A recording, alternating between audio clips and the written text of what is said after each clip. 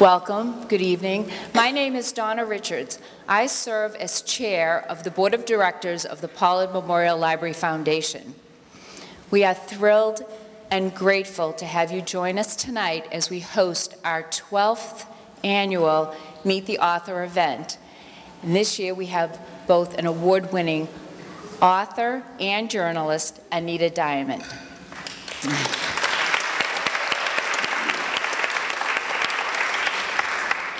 The Pollard Memorial Library Foundation's mission is to secure funds to provide financial assistance used to supplement library programs, services, and equipment not covered by other means.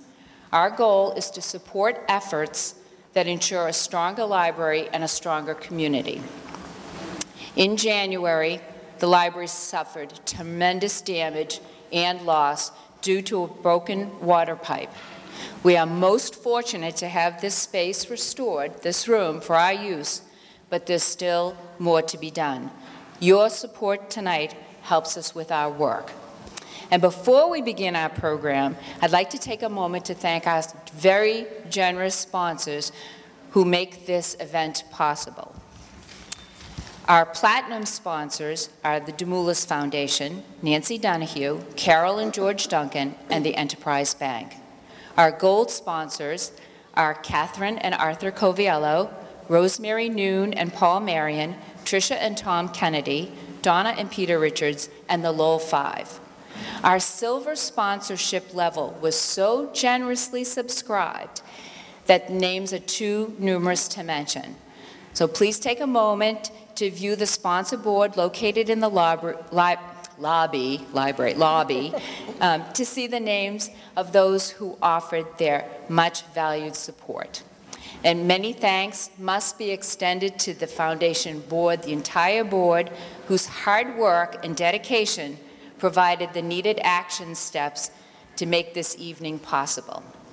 Also, thanks to UMass Lowell Bookstore, they're here to my left, for providing Anita Diamant's books for purchase. Tonight's interview and discussion with Anita will be led by our very own Belinda Juran, who serves as co-chair of the Library Foundation. Now I have the pleasure of introducing our guest of honor. Anita Diamant grew up in Newark, New Jersey, and Denver, Colorado. She graduated from Washington University in St. Louis with a degree in comparative literature and holds a master's degree in English from Binghamton University in upstate New York. After moving to Boston in 1975, she began her career in journalism, writing for local magazines and newspapers. Her articles appeared in the Boston Globe Magazine, and the Boston Phoenix. She branched out to write for regional and national media and was published in New England Monthly, Yankee Magazine, McCall's, Self, and Parenting Magazine, to name a few.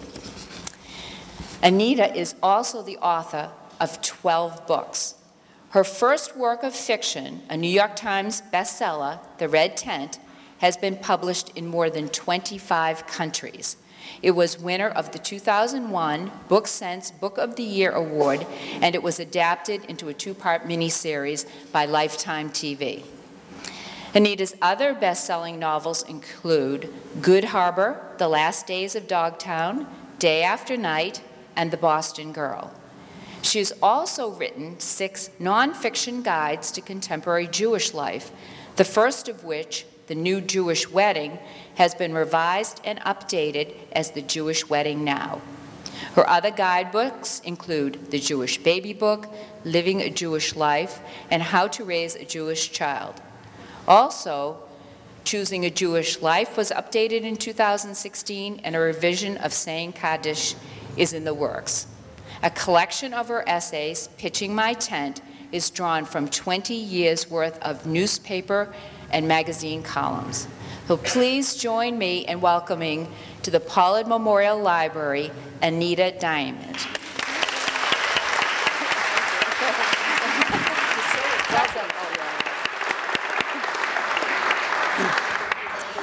Well, welcome, Anita. Thank you. We really are happy to have you here. Really, that's very nice the way you decorated for tonight. I appreciate it. What do you think of our library? It's gorgeous. It is really. There are many beautiful libraries in New England. New England is blessed with lots of Carnegie libraries and town libraries. This is way up at the top, I think. Congratulations. Thank you. And is this your first time in Lowell, by the way? Oh, no. No, as I've been walking around, I've been remembering. I was at the Quilt Museum once. I was at the first poetry festival here and walked around. I have seen a play at over there at the Merrimack Theater. Yes. And what else? The folk festival many years ago. I was at that. Great. Those are the ones that have come to mind. So yeah. So and I love the history, especially the labor history of Lowell. So my mother was in the needle trades. So it's always had a lot of interest for me. Cool. Well, that's great.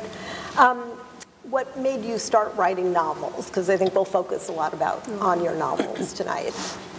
Well, it was a career switch, actually. I had been writing nonfiction for 20 years and for magazines and newspapers. And I had written, I think, 2 or 3 of the guidebooks that had been published as well. But I actually was feeling restless. I knew how to do what I was doing, and I needed a challenge. And I actually thought about getting a real job. What would you have done? You know, maybe work for a publication. I was a freelancer all this time, so I've been very independent. And I actually applied for a job, and I realized that was not going to work for me. I just could not be my own boss. So I decided that I would try to challenge myself by writing a novel. And I thought I would write something taken from the Bible, like so many other people have before me. And I knew it would be about women in the Bible because I'm very interested in undertold and untold stories, and women's stories in particular fit that bill. So that's where it came from. It wasn't like a flash of inspiration and I have to write this. It was like, I need to do something different. I need to find a way to challenge myself. So I started writing it. Nobody was waiting for it. I couldn't get an advance. It was not nonfiction, so that doesn't translate. So I worked on it for 2.5, 3 years while I was working on other things. And because of journalism, I gave myself a deadline. I was not going to be one of those people who has been working for a novel for 10 years. That's just, I would have lost interest too. But I needed an end date. So I did that. So that's the reason I started. That's where it became, yeah. And the Red Tent is the book you're talking about. I had read The Last Days of Dogtown before I read this, and I only actually read this about 2 months ago for the first time, and found it amazing. I had resisted it for a bit because it was a Bible story, but it drew me in. It was really vivid. So you mentioned that you were looking for a Bible-based story, but what drew you to the story of Dinah?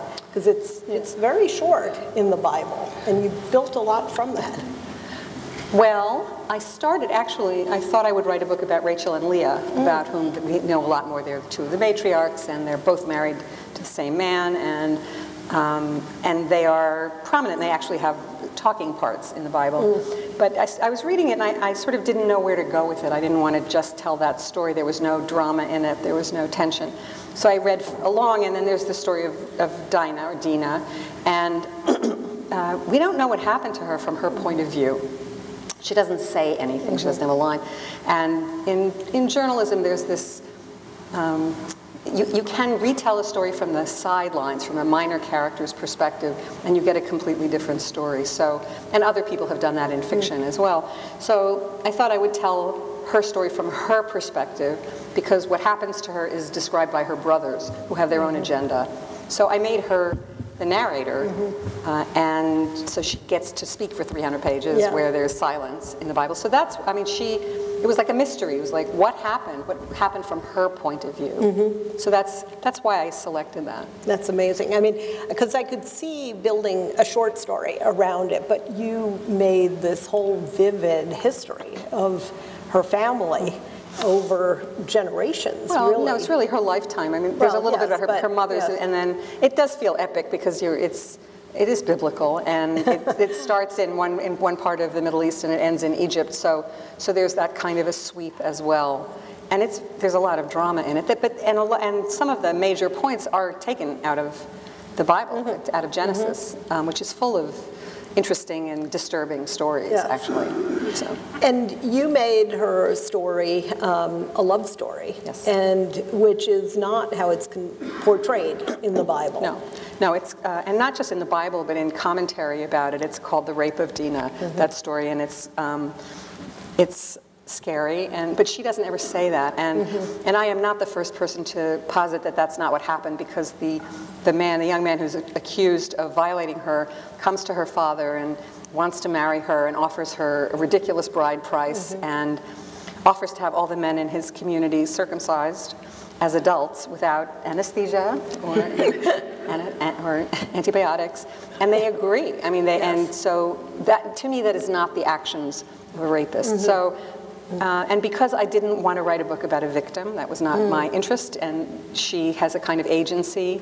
And actually in the Bible, she does go out to the town, which is something that unmarried women would never in a million years do. So something in there about her, about this character, was outside the norms. There was something, some spark of adventure in her that she was willing to do that. So that's some of my thinking. That's really interesting. And you know, the thing is, this is the 20th anniversary of the Red Tent, and so I think that's what I thought. That was my thinking at the time, but because this is sort of retrospective, and I've been telling this story for a long time, so it just occurs to me that some of that may be part of the thinking, but it might have been a lot of unconscious decision making there too. And how much historical research did you do versus theological research in trying to put it together? There's no theological research. I actually, this is not a biblical novel. To me, it's a historical fiction. So there are major plot points from the Bible that follow it. But if you want a novelization, Thomas Mann wrote Joseph and His Brothers. It's long, and he has like 3 paragraphs about Dinah, and she disappears. So, so this is more of a jazz riff on it. So, and I stopped looking at the Bible, and I didn't really consult theological texts. So I looked at anthropology and what history I could about the ancient Near East. I don't speak Ugaritic or Egyptian or ancient Hebrew or any of those languages. So this was all second and third hand. But there was not a lot of material about women's daily lives before the 18th century, much less 2000 BC. So I had to make up a lot, but it had to conform with what there was. So there are no chickens, no one's eating that. No one's eating tomatoes. So the food has to be consistent, the mode of travel, what people probably wore, things like that, which you can find out. So as long as I don't break what we do know, it holds together. Right. So how much of the 2.5 years of work was doing the research, and how much is the craft of putting it all together? They're not separate, really. And I've written 4 historical novels. And actually, I learned how to do this research as a journalist. So I would do interviews and I would read, and there was a point at which I felt like, oh, I know enough now. I've heard this 3 times, so I must have some grasp. And with the fiction, I'll read about the period, and I'll do some research, and then I'll start writing, and I have to backfill all the time and then check facts, and sometimes the research takes me to a different point in the story. It's like, oh, isn't that interesting? Let's see where that would lead us. So it's not one or the other. Got it. And the story, I mean, there is sort of a long lead-in to her relationship with Shalem. Yeah, Shalem. And then the horror after that, and how her life transforms. And then she has another life, really, and another marriage. And I made that up. Oh, that's wonderful. I made it up. I made up the red tent too. The tent. It's not impossible, because women have been sent to isolation during menstrual cycles and childbirth for a long time, and there were tents, and actually there's a kind of goat that had red hair that you could make into a tent that would be kind of reddish. So that's the kind of research that's helpful, so that I knew that it could look kind of red. It wouldn't be vermilion, but it would be rust colored. So, but I made that up too. So, and a lot of people are disappointed by that, but it's an invention. Not impossible. It's not impossible. So it can stand. Yeah. No, that's pretty amazing. And so the story of her relationship at the end with Benia, I thought was such a nice touch, though. I mean, so I appreciate that you added it to her life. But it was really unexpected in my reading of the book, and I just was curious, sort of how it felt natural that was the right way for her to well, she has two important relationships after she goes to Egypt. After her child is sort of taken away from her in a lot of ways. She has a great friend who sort of saves her in some ways, who also returns her to being a midwife. And then she does have this relationship. She's married again. So she had there's such a horror show in the middle of this book, and in the biblical story too. It's truly terrifying and horrific, and yet she survived. And one of the things that I'm always interested in writing about is resilience, and resilient people. Not all of them. They can be great bitterness and resilience too, but a lot of resilient people are connected to other people, and that's actually how she comes back to life. This woman, her friend. What's the name of it? Merritt. Yes. Merritt pulls her back to the real world, to life outside of loss. And in that situation, she's open to finding somebody else. And she's resistant to him, too. I mean, it's not, she doesn't run into those arms, but yeah. So I like happy endings. I do. Not like happy clappy, but she, and she does die at the end, so, oh, I'm sorry. Somebody, spoiler. When I started the book, I knew it would end with her death. I mean, that was basically the beginning and the end, was that.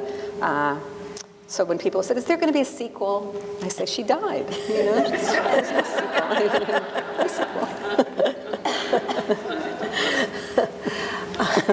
I love that. And not all of my books have happy endings, by the way. Not all the novels.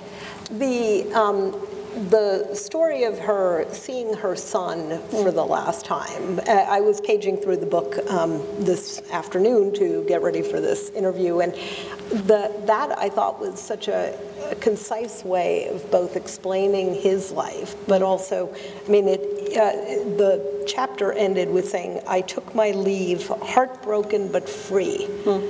When she, I think, sees him probably for the last time. And I thought that was really powerful. I don't know, I mean. Yeah, free of I think the pain of those memories is not that she was free of loving him, but that he was off and that he was safe, too. She was sending him off, and he was not going to get killed as a result of his actions, right? He was in danger of... Certainly she was trying to keep things to keep confidential. Him safe. Keep him safe. So she's a woman with great agency. She's not a cipher. And in the Thomas Mann book, she is a cipher. She's she disappears. And in the commentaries that exist, sort of rabbinic commentaries, she's a very minor character. And there's a great deal of work done to sort of justify the violence that happens in her name. So, but you can imagine that kind of violence. And the hardest scenes to write was that terrible massacre scene from her perspective. So she doesn't see everything. It's a great way to focus a novel, and I'm very grateful that it occurred to me to put it in the first person. I'd never written a novel before, but it really helped me to structure the book. Wow.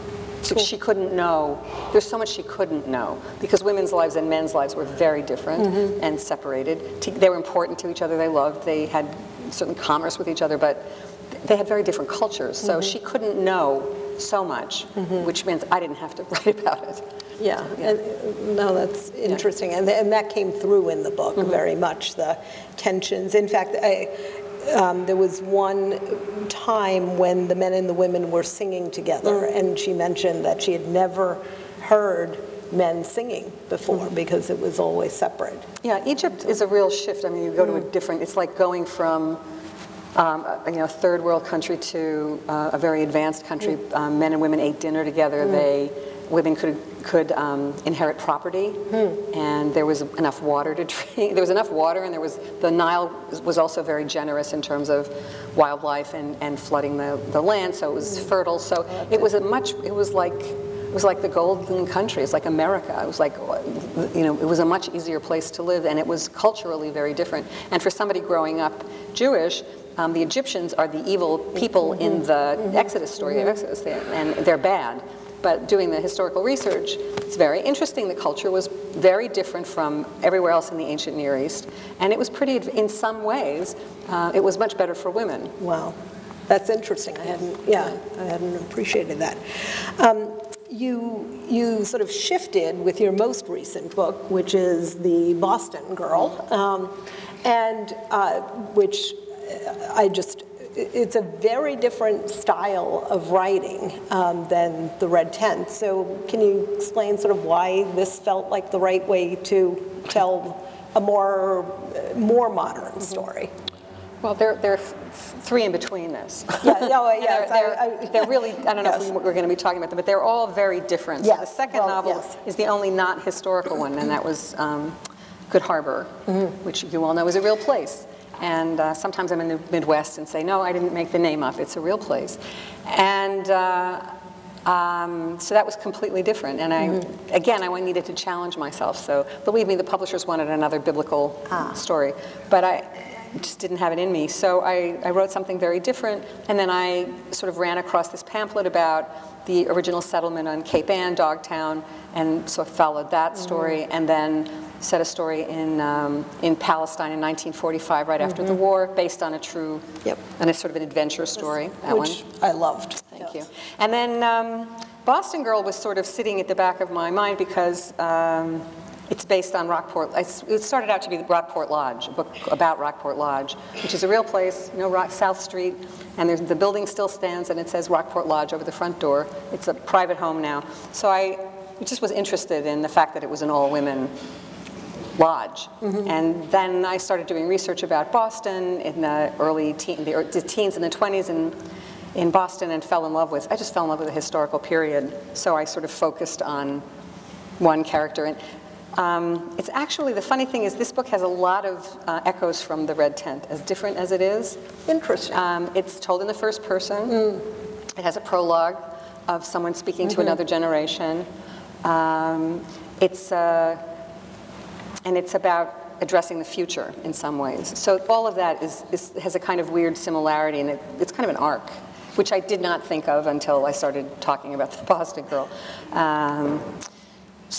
And in fact, I had written it in the third person, and it really wasn't working. I wrote it in the third person. I wrote a zillion drafts in the third person, and it never worked. And then I finally put it in the first person, and then it worked. It pulled it together in a whole different way. So it was much less intentional and much more painful to sort of fight against that. So that's why.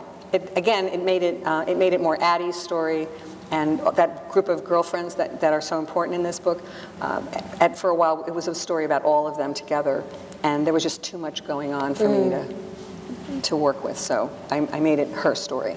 So yeah, those are, I mean, interesting parallels, because what I really liked about Day After Night was the story of the four women and the interactions between them. But I think there was one I would suspect that was one that you felt closest to. Well, there's a sort of there's one who's sort of the more through line.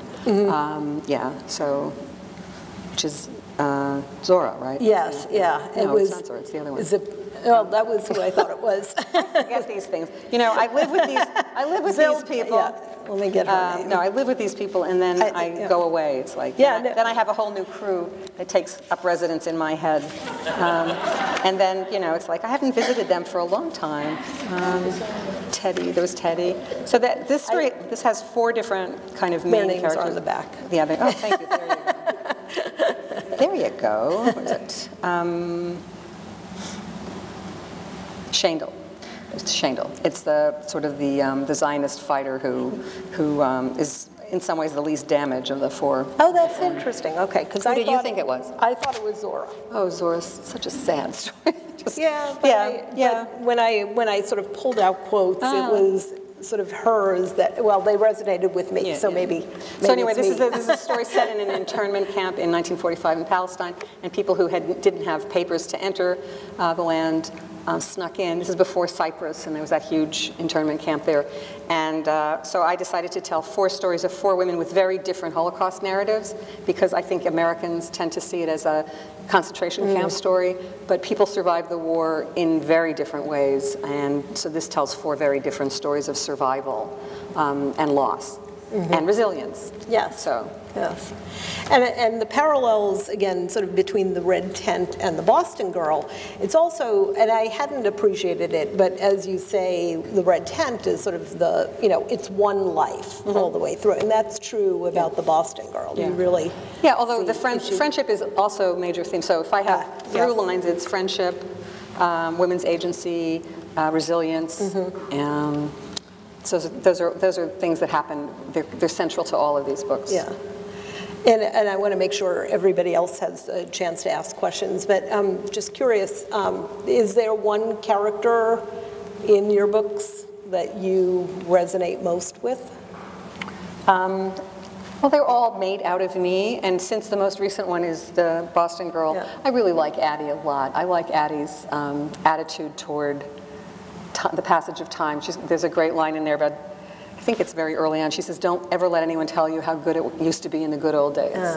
And as a woman in 1915, talking to her granddaughter in the 80s, she can say that with great authority, because she's lived through all kinds of situations where women's lives were especially miserable, and her granddaughter is interviewing her so she can go to graduate school. So this is a big arc of success. And I thought what was really powerful is that you could see her change and grow and be very proactive in that. I thought it was really powerful. And in that book, there's a mentor, this woman in the settlement house who says, you see something in her and you've got gumption, come with me, I want you to do something special for me.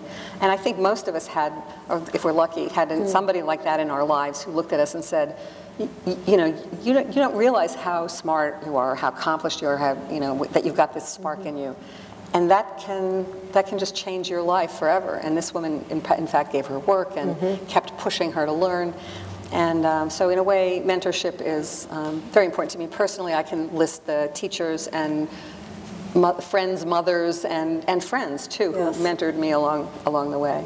That's fantastic. So we do want to make sure everybody else gets a chance to ask you their questions. So who would like to go first? Otherwise, I'll keep talking.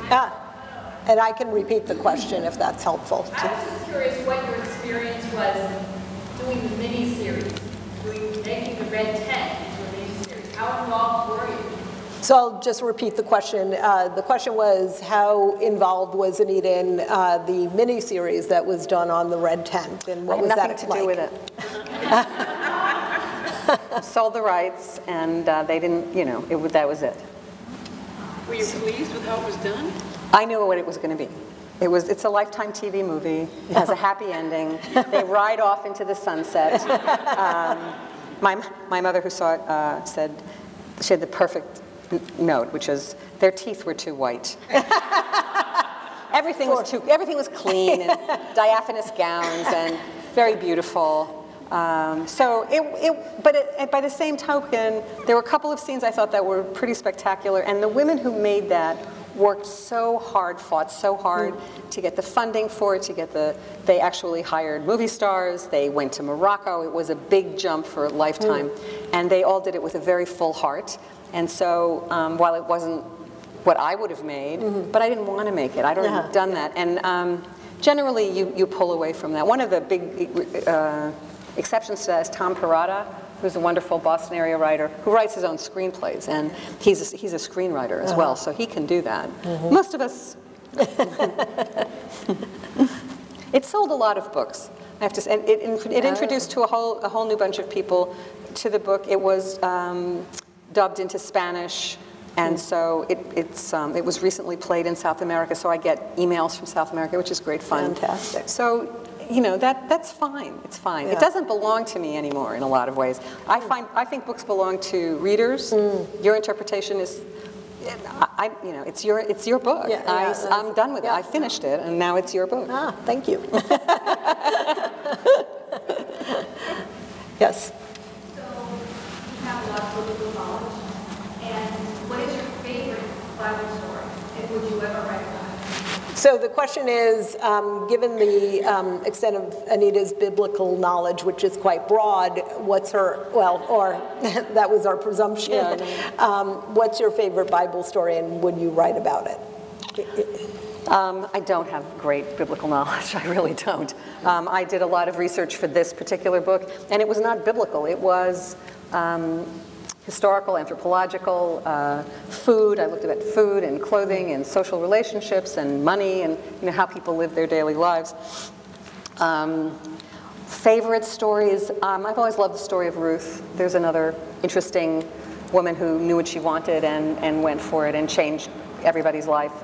But I'm never writing another biblical novel. I mean, I've been asked for 20 years, I've thought about it for 20 years, I even once sat down to try, but it sounds like The Red Tent.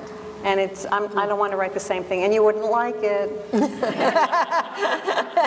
not as good as, it's not as good as, it would not be as good as The Red Tent. So that's, no. I can now say, for the first time, no. No.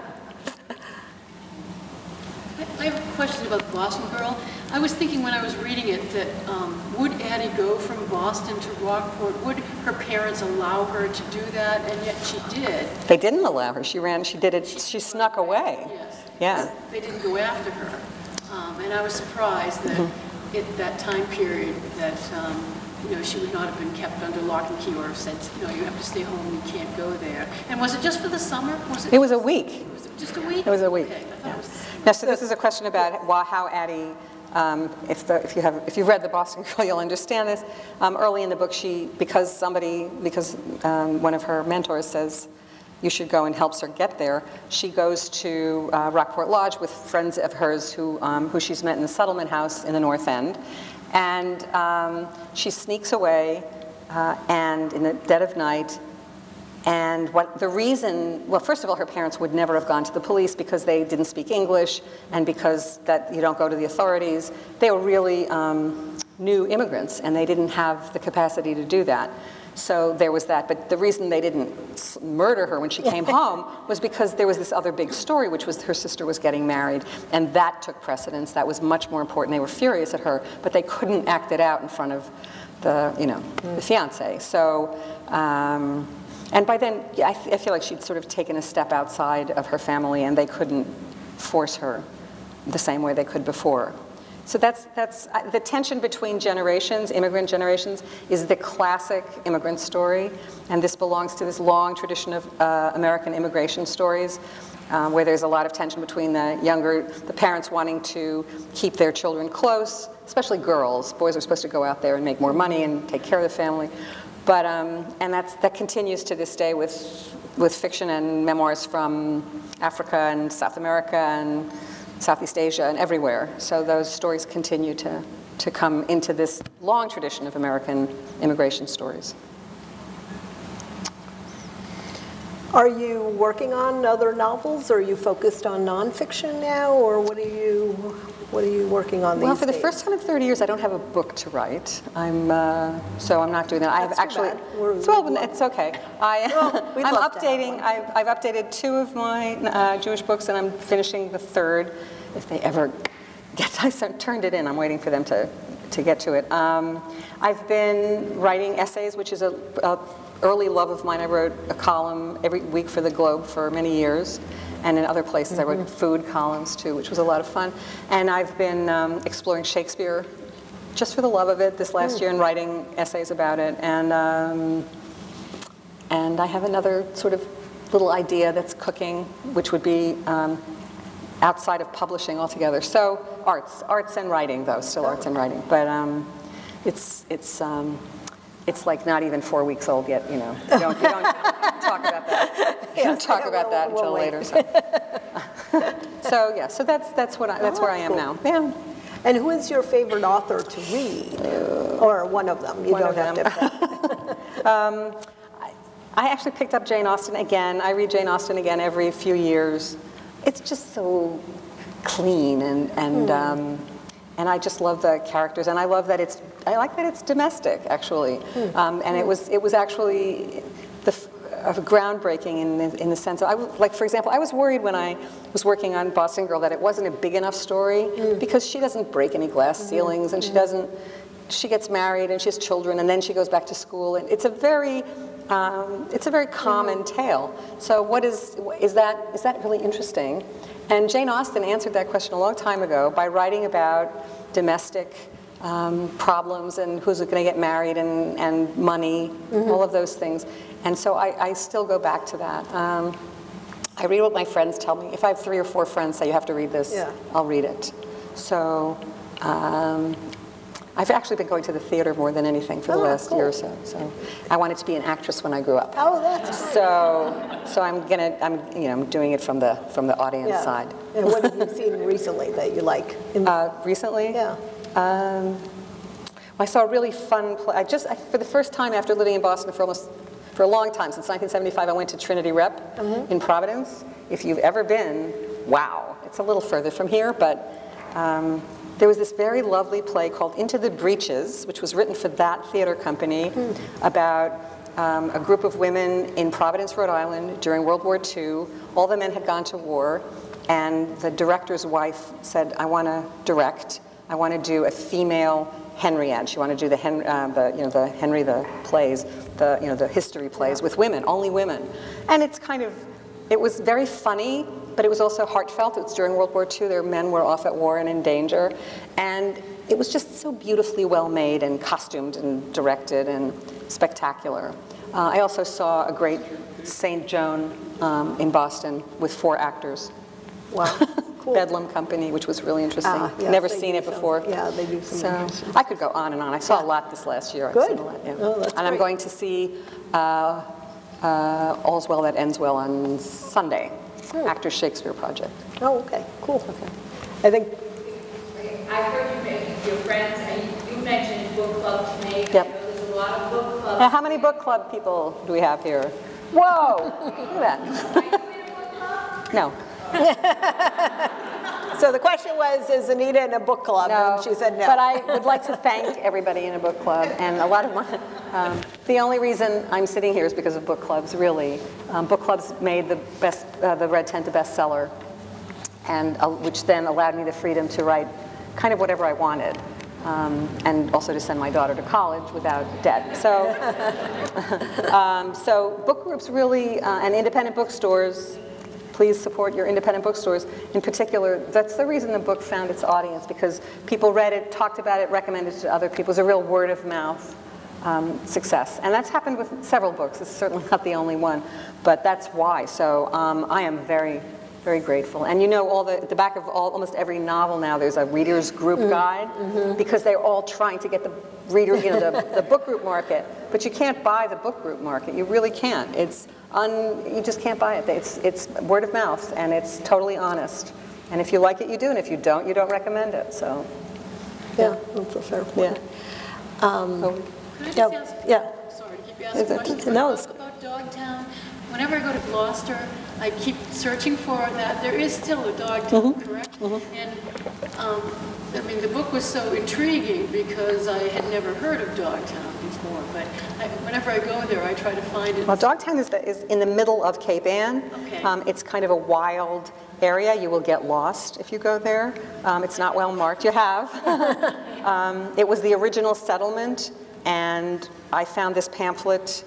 Actually, when I was finishing the Red Tent, I was renting a place in Gloucester, and I went to the bookstore and I found this little pamphlet about these characters, and I thought that would make a good book, and I saved it and went back to it. And it's a wild place. It's a really interesting place. It's actually, they're really trying right now to have it preserved so it's not encroached on too much by buildings. And it's mysterious, and it was when the time I'm writing about it, it was the very end of the settlement. Everyone had left, and the only people left were widows and orphans and free Africans and prostitutes and witches. So they were the last settlers who either died there or left town. But people do still live there. Nobody lives there. No one lives there. There's around it, there are houses around it. No, but it's really deserted. There's also a lot of deserted quarries up there. I love the characters in that book. They really drew me in. Oh, good. Yeah, I loved it. There's a question, Amy? You wrote a book, How to Raise a Jewish Child. So I want to know what inspired you to write that book, and what would you want the non-Jewish reader to take away from that book? So the question is, with Anita's book, How to Raise a Jewish Child, what inspired Anita to write it, and what should a non-Jewish reader take away from it? So actually, the first printing of that was How to Be a Jewish Parent, and we changed the title because there are a lot of non-Jews who are raising Jewish children, and grandparents, non-Jewish grandparents who have Jewish grandchildren. So it's a book. All of these life cycle books are written for people who are interested in the subject but don't assume any prior knowledge. I don't assume anything, just that you're interested and smart and you pick this book up. So if you're interested in what's involved, and it's like the Jewish take on parenting, choices that you make, what kind of preschool, how do you answer questions about Christmas, vacations, taking ritual with you on vacation. It's kind of an omnibus kind of thing. It's a place to start. All of these books are like menus. Here are lots of options. Here are ways that you can connect to this tradition that feel right for you, that are meaningful and relevant to your family. There's like no shoulds in it. There are no shoulds in any of these books. It's a menu. So all of them are like that. So if you're going to a wedding, or your daughter's marrying somebody or your son is marrying somebody who's Jewish, and you want to know about the wedding, you can read the wedding book and you go, oh, that's what they're doing and that's why they're doing it, and it's just an open door into tradition. Very contemporary, which is why they need updates. There was a question, I think, here. I was going to ask, years ago, this book, Graduate World Cup, and I recently bought her books, and I think you were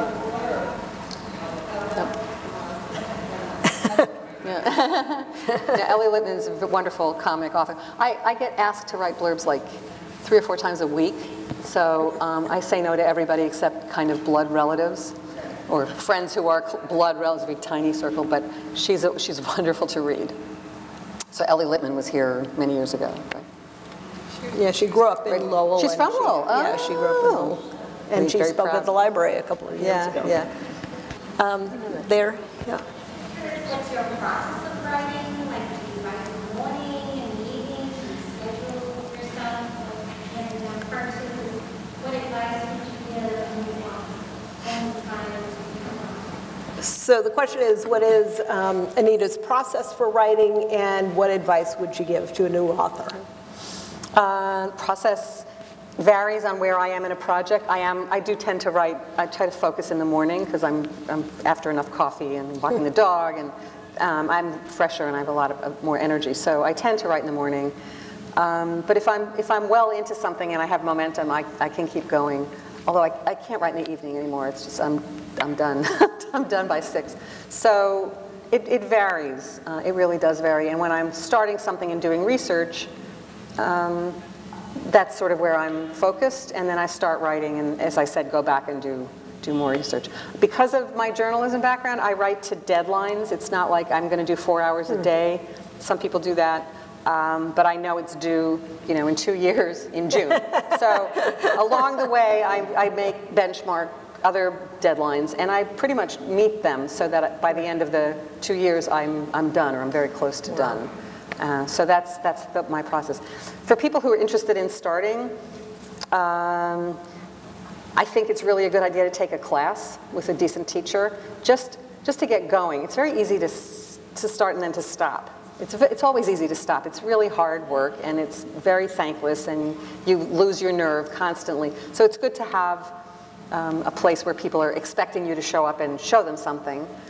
And I'm in a writing group with 2 other very close friends, and we meet, and it's as much cheerleading as it is editing, and talking things through. Where I'm stuck, and where if we do read each other's stuff, we'll say, why did you do this here, and I want more of that, and it's a lot of trust when you're like that as well. But I do think a good class, Grub Street in Boston. I don't know if there's anything like that up here, but there's a great. it's a sort of university without walls for writers, all kinds of writers.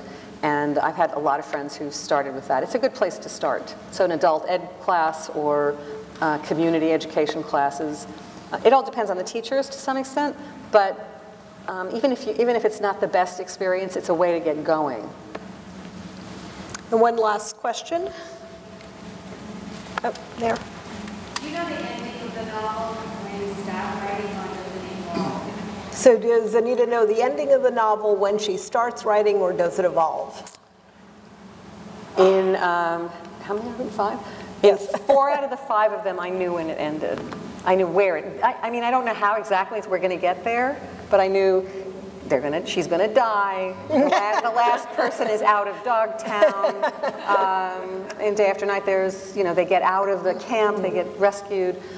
So I knew that. And with even in Good Harbor, it was going to be a summer. It was the beginning and the end of the summer. With Boston Girl, I didn't have an ending, which really was a problem. So it took me much longer to write this and to figure out what I was writing about, because I didn't have the stop sign at the end. Sometimes the way I get there is a bit of a surprise in the writing, but I usually knew where it ended. Where you're going. Yeah. So for me, that's necessary. So I wanted to thank Anita on behalf of the Library Foundation. Yeah. We really appreciate having. So let me just give my library speech. Oh, please. I love libraries.